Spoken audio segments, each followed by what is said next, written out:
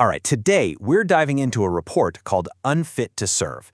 It's a deep dive analysis that tracks a major shift in federal disability policy over the first 8 months of 2025. Now, its authors use government documents, even leaked memos, to paint what they call a really stark picture of recent changes. So let's get into what they uncovered. Right off the bat, the report's executive summary does not pull any punches. I mean, look at that quote. It frames these policy changes not as a few random tweaks here and there, but as a systemic and coordinated effort. That is a huge claim, and that's the central argument we're going to explore today, the evidence the report presents to back it up. Okay, so how does a report even begin to build a case for something as big as a coordinated strategy? Well, this analysis breaks its evidence down into 4 key themes. Here's our roadmap.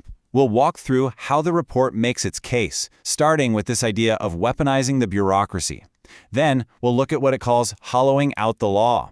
And finally, we'll dig into the compounded harms and the coordinated resistance that the report documents. First up, weaponizing the bureaucracy. The argument here is really interesting.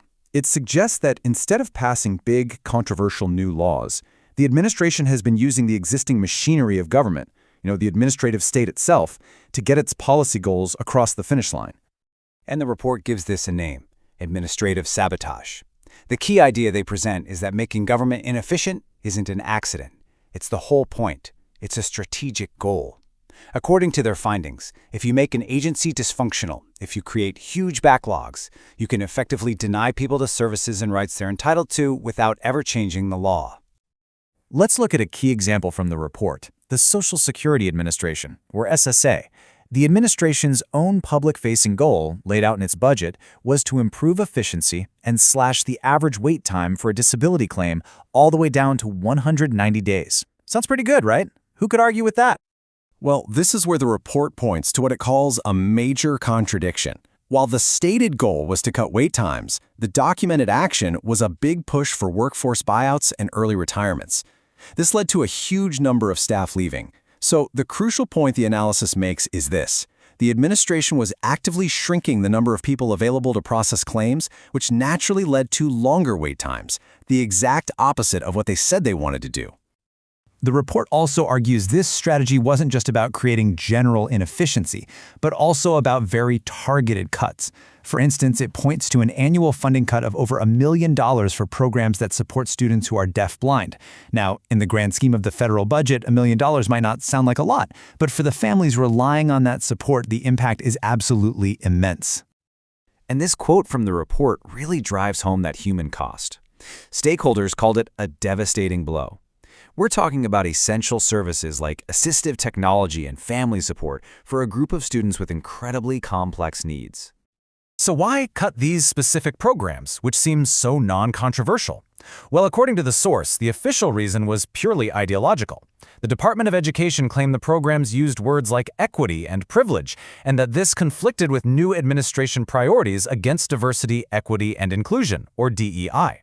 The report holds this up as a perfect example of using ideology to justify defunding essential services. Okay, let's move to the next piece of this puzzle. We've talked about administrative actions. Now let's look at what the report calls hollowing out the law.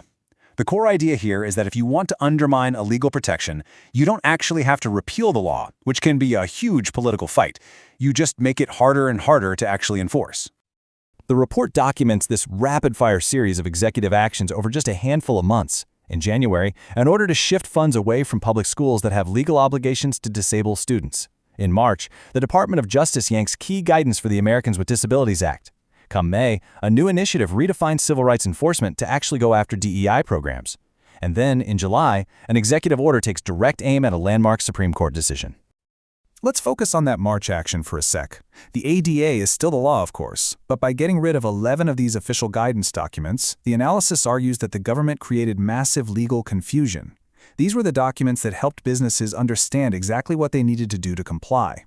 Without them, the report says the burden just shifts from the government enforcing the law to individual disabled people having to sue to prove discrimination, often without any clear standards. Now, about that July executive order. To really get its significance, we have to talk about Olmstead. This was a huge Supreme Court decision back in 1999 that basically established a core principle of the ADA, that people with disabilities have a right to live in their own communities, not be needlessly segregated away in institutions. So the executive order from July 24th has this really striking language. It directs federal agencies to actively try to get judicial precedents, like Olmstead, reversed if they get in the way of a policy that encourages civil commitment, which is basically institutionalization. The report frames this as a direct, no-bones-about-it assault on that fundamental right to community integration.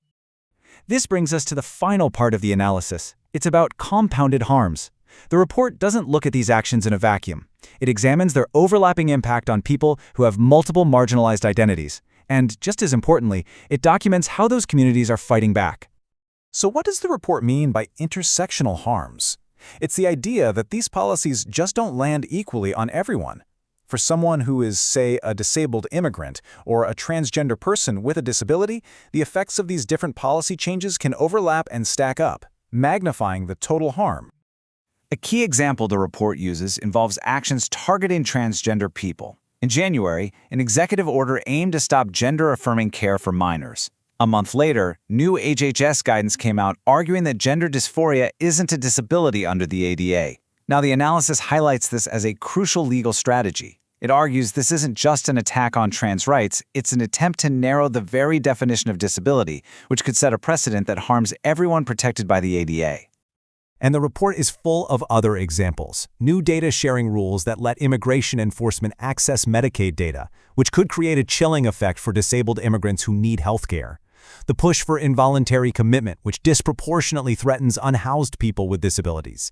And even symbolic acts like removing 8SL interpreters from White House briefings, which the report frames as an act of erasure, of making a community invisible. So, how are people responding to all this? The report is really clear on this point. The main line of defense has been the legal system. Advocacy groups have been filing lawsuits, and in several key cases, federal courts have actually stepped in with temporary restraining orders or injunctions, blocking some of these policies from going into full effect.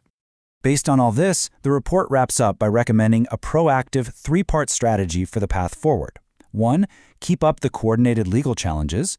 2. Build a powerful counter-narrative that really highlights the real-world human impact of these policies. And 3, build stronger coalitions with other civil rights movements, because the central argument here is that all these fights are interconnected. And that leaves us with this final, really thought-provoking question that the analysis poses. The report documents a situation where it argues the very tools of government, the bureaucracy, the executive orders, the administrative changes, are being used to challenge the laws and legal precedents that were designed to protect citizens' rights. It's a fundamental conflict, and it really gets to the very heart of this entire report.